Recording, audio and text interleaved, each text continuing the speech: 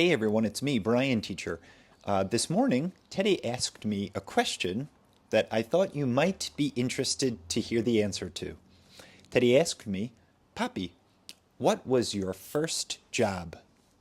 Now, my first job was over 28 years ago. I got my first job when I was 12 years old. I was in the first year of middle school. My first job was washing dishes at a German restaurant in my neighborhood.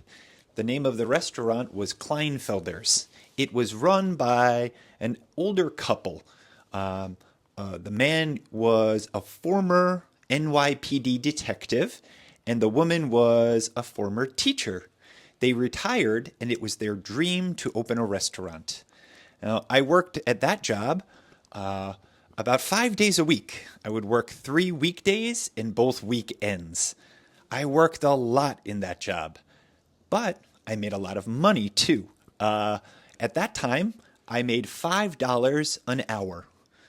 28 years ago, $5 an hour was very good money for a middle school student. So I was really happy to work a lot because that meant I could make a lot of money. I worked at that job for about a year until my family moved to a new neighborhood and I left that job. However, I had a lot of really good memories because it introduced me to German cuisine. Now, my last name is Betz, and Betz is a German name. So before working at that restaurant, I'd never really eaten German food. But after eating it, I found that lots of German food is really delicious.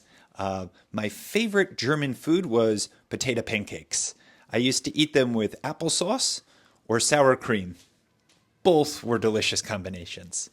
So that was my first job, working as a dishwasher in a German restaurant. How about you? Have you had your first job yet? If so, let me know in the comments. What was your first job? All right, that's it. We're all finished. And as always, thanks for listening, and we'll see you again next time. Bye-bye.